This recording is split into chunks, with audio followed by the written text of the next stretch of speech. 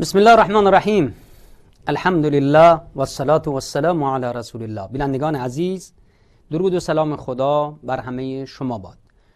با برنامه جدید، برنامه دامهای شیطان در خدمت شما هستم. شیطان مگه دام داره؟ مگه شیطان چگونه میتونه انسانو شکار کنه؟ مگه انسان شکار هست که این شکارچی میخواد؟ باید بگیم که بله، واقعا انسان دائما در معرض شکار شیطان قرار گرفته. یک شکارچی بسیار ماهر، شکارچی که قابل دیدن نیست و امکان داره از هر طرف به شکار خودش حمله کنه. شکارچی که خسته نمیشه، دائما داره نقشه میکشه، دائما در پی شکارش هست که شکارش خودشو در زمان و مکان مناسب و با دام مناسب شکار کنه. همانند یک شکارچی، شما یک شکارچی رو در نظر بگیرید، به خصوص اونایی که خودشون اهل شکار هستن، نگاه کنید بهترین جا رو انتخاب میکنن، کجا بشینن که حتی در معرض نسیم باد هم نباشن که بوی اونها به مشام شکارشون برسه. پس یک مکان مناسب استتار میکنند، خودشو مخفی میکنه تا اینکه شکار متوجه نشود. بعد زمان مناسب، چه زمانی بهترین زمان برای شکار هست؟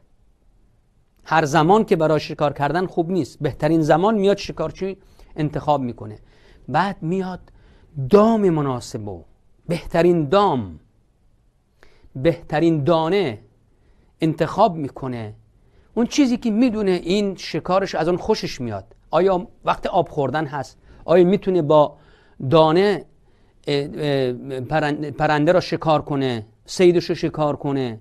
کدام یک؟ بهترین ها را انتخاب میکنه. دقت کنید الان، چون شیطان هم همین گونه با انسان برخورد میکند.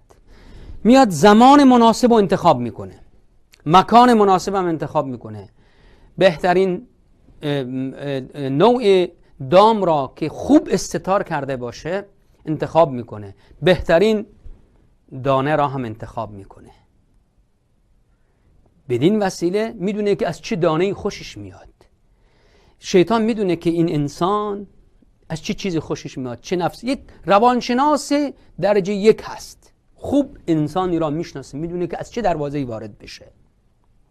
ما در این برنامه ها سعی میکنیم که دام هایی که شیطان میذاره برای شکار کردن انسان ها، و غالبا همیشه هیچ وقت این شبکش، این دامش خالی از شکار نیست، همیشه شکار داره.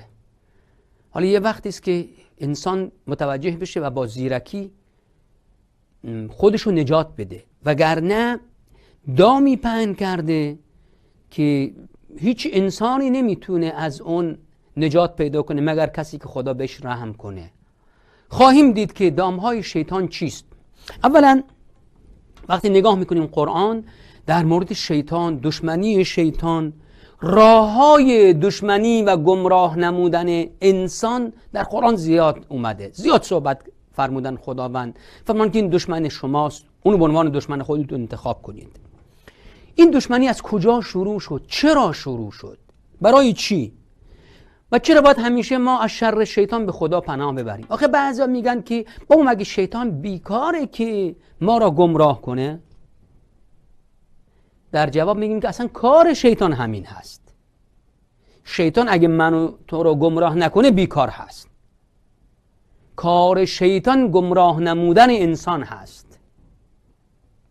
و اصلا این که همین مقوله خودش از دامهای شیطان هست که انسان میگن اگه شیطان بیکار هست، این هم از دامهای شیطان هست برای فریب دادن انسان که خود را در مأمنی، در امان بدونه از شیطان و به خدا پناه نبرد، در حالی چقدر در قرآن امر شده به پناه بردن به خداوند از شر شیطان. ببینیم، بیاید با هم برگردیم به اصل خلقت در ملأ اعلا، همون گونه که قرآن میفرمایند قل هو نبأ عظیم انتم عنه معرضون ما كان لی من علم بالملأ الاعلى اذ یختصمون. من نمیدونم که خبر نداشتم که در ملأ اعلی چی میگذره، چی میگذشته، مگر اون چیزی که از طریق وحی به من رسیده، که از طریق وحی این اومده که خداوند اعلان کردن که من بشری را می آفرینم.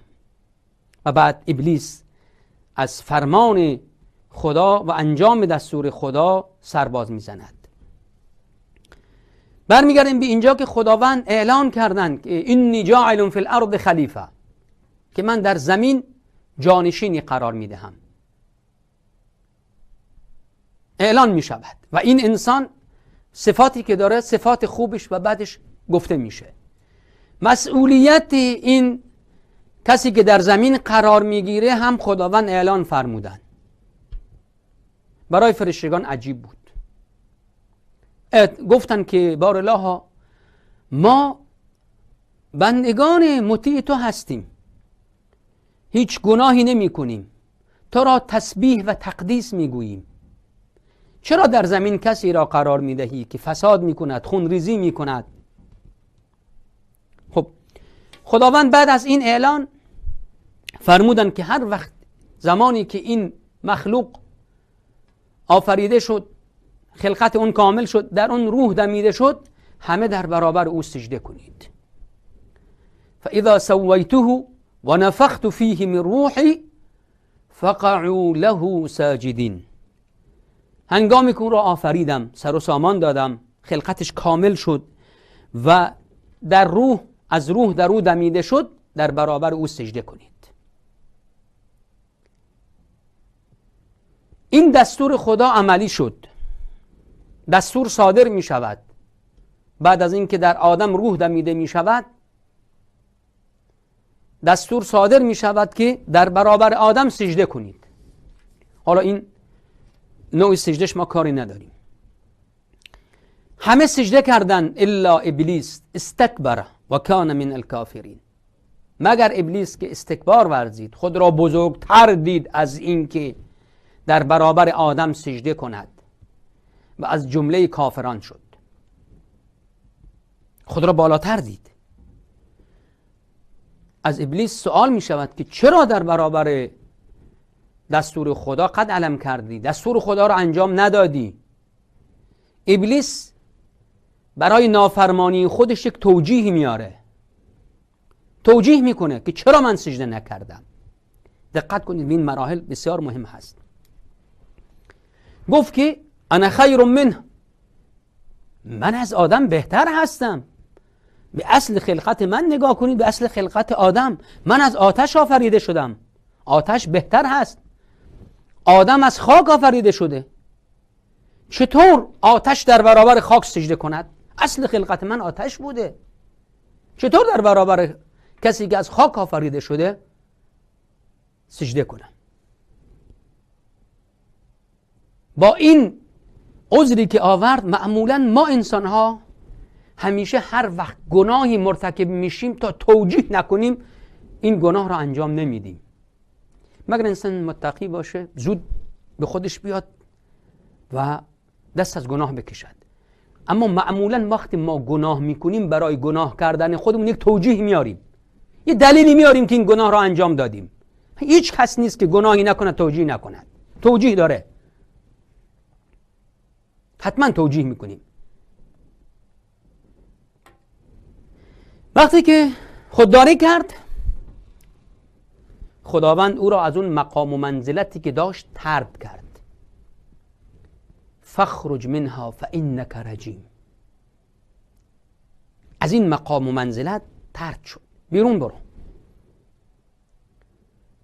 مثل کسی که یک پستی داره، از این پست ازش گرفته میشه و بعد با خفت و زاری و ذلت از این مقام طرد می شود. آبرو و حیثیتش میره، به خاطر اینکه از این پست، در این پست امین نبوده، امانتدار این پست نبوده. شیطان هم با خفت و ذلت از این مقامی که داشت، در درگاه خدا داشت، طرد میشه. دقت کنیم که ابلیس جزء فرشتگان نبود،